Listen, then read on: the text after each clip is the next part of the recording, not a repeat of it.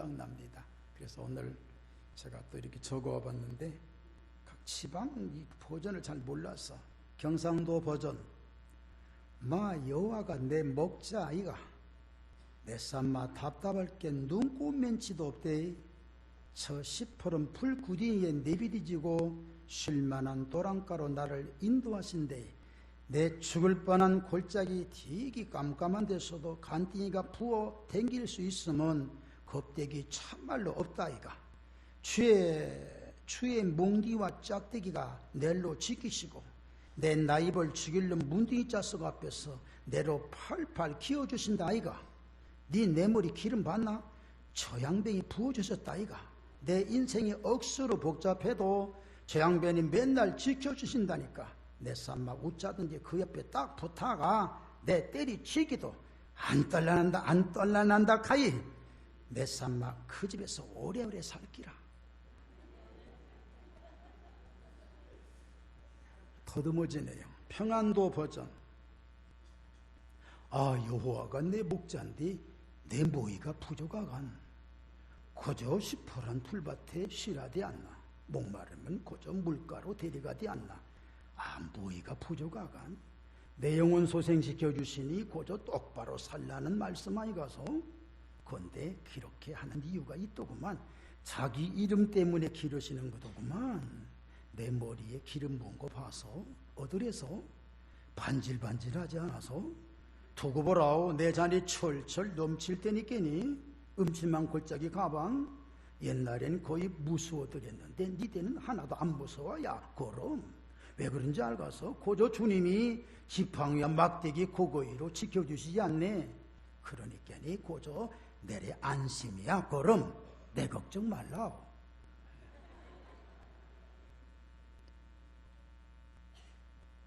안심하라 전라도 여기가 문제예요. 아따 여호와가 시방 나의 목자신디 나가 부족함이 있겠냐 그분이 나를 저 풀어버린 초장으로 뉘어불고 내 뻗친 다리 쪼매 쉬어불게 하려고 물가시로 인도하시니 어찌하실까 징해본 적오만 나가 산골짝도 겁나불지 않은 것은 저 양반이 그 시기로 나를 안전하게 확 붙잡아 주신다는 것이여 아따 주께서 저 싸가지 없는 악어들 앞에서 나에게 밥상 차려주시고 내 대급박에 지름칠 번들번들하게 해주신다께로 참말로 내가 기뻐불구만 나 시방부터 이 모가지 숨 끊어질 때까지 절대로 그냥 반 안 떠난다는 게 아따 나 시방 겁나게 좋아보러 아이고 여가 정말 충청도가 문제예요. 충청도는 말씀이 길잖아요. 행동은 전혀 상관없어요. 말씀이 좀 길어서 그런데 이 양반들은 말씀 길으니까 줄여서 더만 줄여서 그냥 고신탕 잡수실 줄 아십니까? 벌써 개혀 간단하게 하시더구만요. 개혀 그 말이면 끝나는 거예요. 여러분 맞지 않습니까? 여러분 굳이 뭐 보신탕이니 뭐 개고기니 시편 23편 딱 보고 나서 딱 한마디요. 대시오. 또 한마디 좋구만요. 다시 물어보는 거 대시오. 간단하더구만요. 참 좁은 땅덩어리에 어쩌면 그렇게 제가 이제 강원도 곳을 다음에 한번 만들어 오겠습니다. 강원도 이랬더래요 저랬더래요. 괜찮을 것 같아요. 오늘 시편 23편 1절에서 4절까지만 우리 같이 보고 말씀 나눕니다. 시작. 여호와께서 나의 목자시니 내가 부족함이 없으리로다. 그가 나를 푸른 불밭에 누이시며 쉴만한 물가로 인도하시는도다. 내 영혼을 소생시키시고 자기 이름을 위하여 의의 길로 인도하시는도다. 내가 사망의 음침한 골짜기로 다닐지라도 해를 두려워하지 않을 것은 주께서 나와 함께 하심이라. 주의 지팡이와 막대기가 나를 안위하시나이다. 아멘. 시편 23편은 모르시는 분이 없어요. 모두 다 알아요. 안 믿는 사람까지도. 특히 문학을 전공하신 분들은 특히 이 시편 23편에 깊이 들어있는 내용을 보고 그 거기에서 많은 것을 발췌해낸다고 합니다. 참 멋진 시라고 생각합니다. 사실상 이 내용을 보면요, 우리 보름날, 추석날 더도 말고 덜도 말고 한가위만 같아라 하는 것처럼 이 말씀 보면 더 이상 뭐가 필요해요? 더도 말고 덜도 말고 시편 23편만 같아라. 얼마든지 될 수 있는 말입니다. 그런데 이 시가 기록된 배경을 한번 살펴보지 않을 수 없어요. 단순하게 좋다가 아니라 어떻게 해서 만들어졌는가, 학자마다 다 달라요. 그런데 제가 신학교에서 배운 것과 그 다음에 여러 책들을 종합해 볼 때 시편 23편은 좋은 때 기록된 것이 결코 아니라는 것. 힘들고 어려웠던 다윗의 일생을 놓고 보면요, 정말로 화려할 때가 왕이 된 다음에, 왕 된 다음에도 늘 블레셋과의 싸움이었고 연단의 연단이었습니다. 그런데 왕이 되기 전까지 우리 다윗을 한번 생각해 보면 잘 압니다. 목동이었지요. 목동이었다가 사울 왕의 부름을 받게 됩니다. 왜 부름받게 됐습니까? 골리앗을 때려서 골리앗을 이기고 난 다음에 등극을 합니다. 그때부터 사울 곁에 있긴 했지만 사울이 몹시 질투해서, 백성들이 그랬습니다. 사울의 죽인 수는 천천히요, 다윗의 죽인 수는 만만이로다. 이렇게 얘기하는 소리를 듣고 사울이 뭐라 그러냐, 이건 결국 나라가 다윗에게로 넘어가는 것밖에 더 있겠냐. 그때부터 다윗을 죽이려고 엄청나게, 지난번에도 말씀드렸습니다. 이건 성경에 있는 말씀이니까 뭐 계속 드리는 말씀입니다만, 사울이 블레셋과의 싸움에서 이제 싸움을 어느 정도 마무리 져놓고 집에 왔더니 다윗이 엔게디 광야에 있더이다.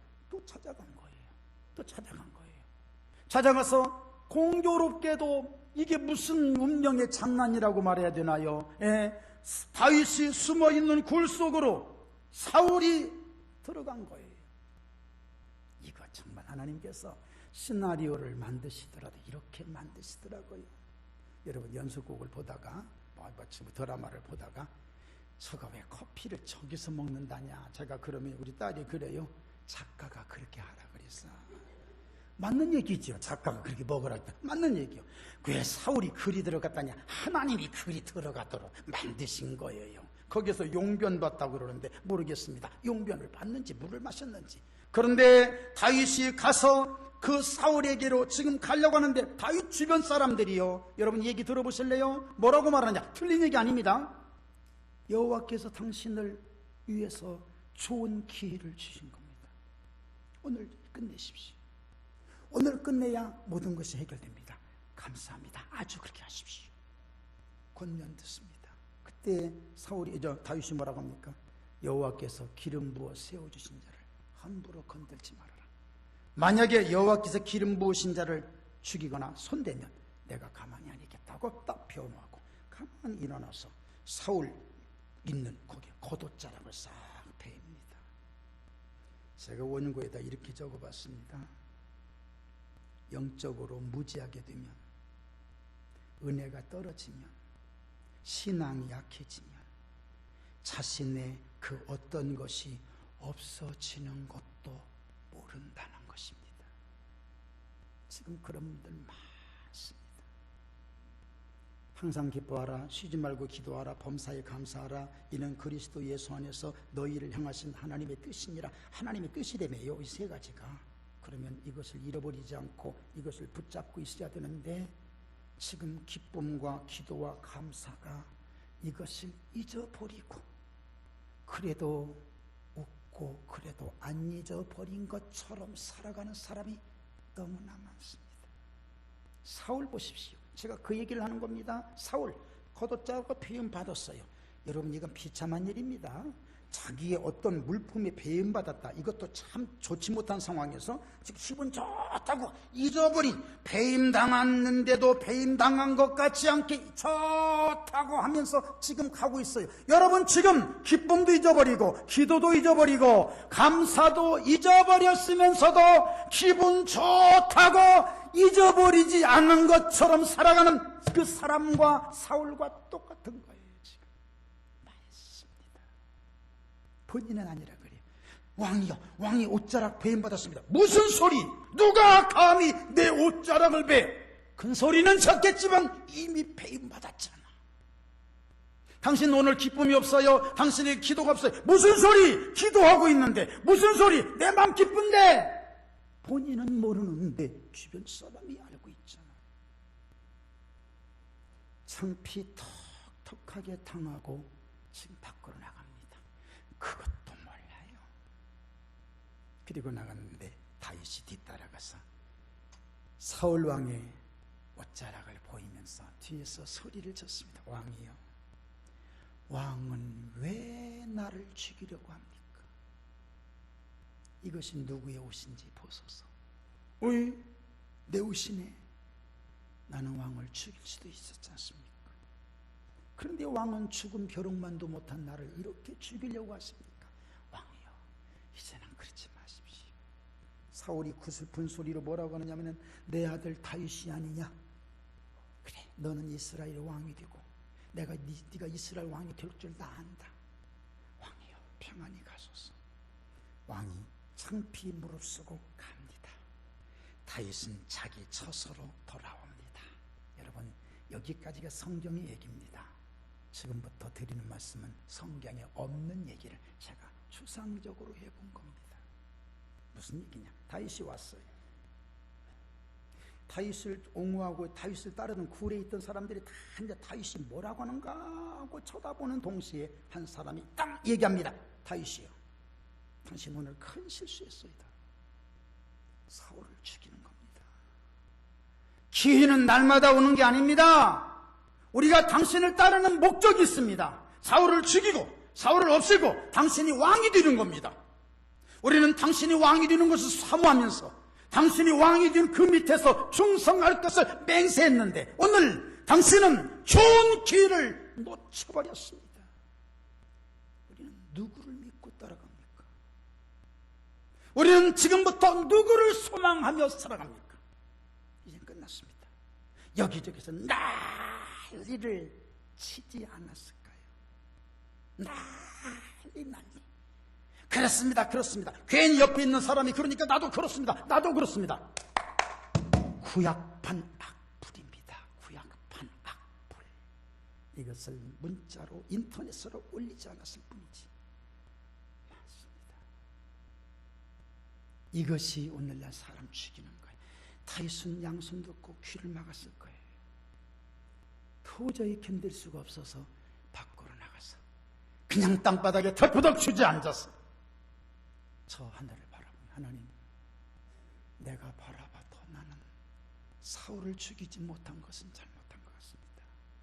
죽여야 저 사람들을 살리는데 하고 있을 때에 갑자기 마음속에 큰 소리가 들립니다. 다윗아, 잘했다. 생명을 죽이지 않고 살린 것은 참 잘한 거야. 사람들은 너를 향하여 손가락질하고 사람들을 너를 향하여 야단을 치고 야유를 주고 핀잔을 주고 비평하고 원망하고 불평했지만 너 참 잘했다. 아멘 합시다. 그 음성은 누구의 음성이었을까요? 하나님의 음성.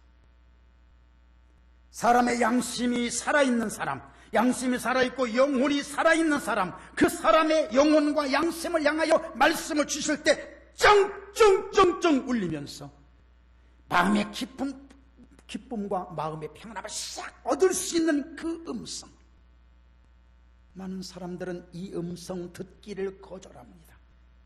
그리고 하나님의 음성 듣기를 좋아하는데 어떤 사람들은 하나님의 음성 듣지 않고 사람의 음성을 듣습니다. 그게 누군 줄 아십니까? 빌라도입니다.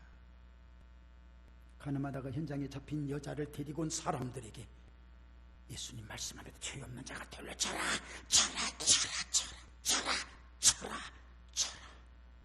견딜 수가 없는 겁니다. 그래서 그 자리에서 돌을 놓고 간 그 사람들의 양심이 살아있는 것이지. 다윗은 용기를 얻은 겁니다. 이게 하나님의 음성이었구나. 남들은 다 잘못했다고 하지만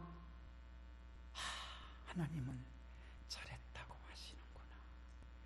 그 순간 누워 있어서 박히고 아팠던 돌멩이가 갑자기 푸른 초장으로 바뀐 게 아니라 푸른 초장처럼 느끼기 시작하는 겁니다. 그게 은혜입니다. 그게 은혜인 것을 믿으시기 바랍니다. 그렇게까지 가야 되는 거예요. 주여 음성 들려주셨으면 이 자리가 푸른 초장 되게 없어서 안 됐네, 안 됐네, 언제 주겠습니까? 언제? 이게 아니라 박히고 아프면서도 하나님의 은혜를 느끼면서 주님 고맙습니다 라고 하면서 돌멩이를 푸른 초장으로 여겨버릴 수 있는 사람. 아멘, 아멘. 그게 하나님의 은혜인 줄로 믿습니다. 사울이 펼쳐놓은 사람왕의 은첨한 골짜기랄지라도 사울은 창피를 당하면서 갔지만 하나님께서 차려주신 최고의 행복 밥상, 기쁨, 평안, 감사. 사람들은 막 뭐라고 하더라도 주님이 기뻐하시는 그 행복 밥상을 차려놓고 행복하게 느낄 수 있었던 그 다윗의 모습이 오늘 시편 23편이 되지 않았을까. 오늘 여러분 그런 은혜로 채워지기를 바랍니다. 금방 안 바뀌어도 바뀌어진 것처럼 말하고 살아가는 게 믿음이잖아요. 히브리서 11장 1절 믿음은 바라는 것들의 실상이라고 말씀하지 않았습니까? 5절 6절 보고요, 우리 같이 봉독합니다. 시작. 주께서 내 원수의 목전에서 내게 상을 차려주시고 기름으로 내 머리에 부으셨으니 내 잔이 넘치나이다. 내 평생의 선하심과 인자하심이 반드시 나를 따르리니 내가 여호와의 집에 영원히 살리로다. 아멘. 더 이상 부러울 게 없고 더 이상 무서울 게 없고 행복하기만 한 그 다윗의 입에서 이 찬양이 나온 거예요. 이 노래가, 이 시가 나온 거예요. 여호와는 나의 목자시니 내가 부족함이 없으리로다. 여호와는 나의 목자시니 내가 부족함이 없으리로다. 나로 하여금 푸른 초장에 눕게 하시며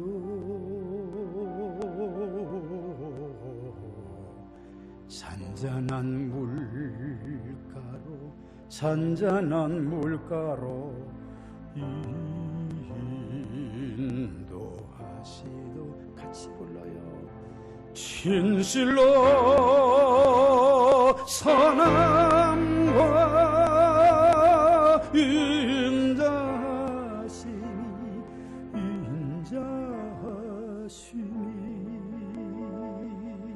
나의 사는 날까지 나를 따르리니 내가 여호와 전에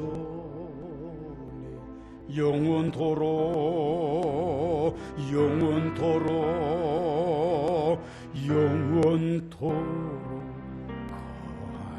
거하리로. 진실로 한 번 더 할까요? 진실로 선함과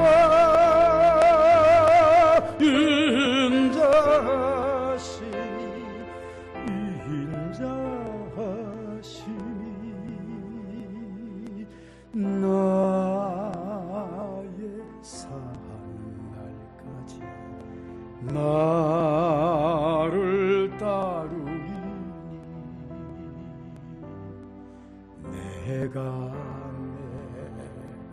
여호와 전에 영원토록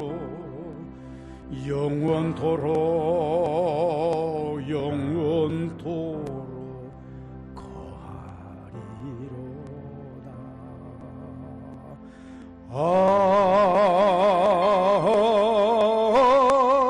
아멘. 하나님께 영광의 박수.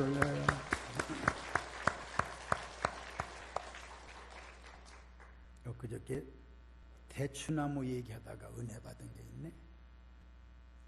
대추를 딸 때 여러분 어떻게 따요?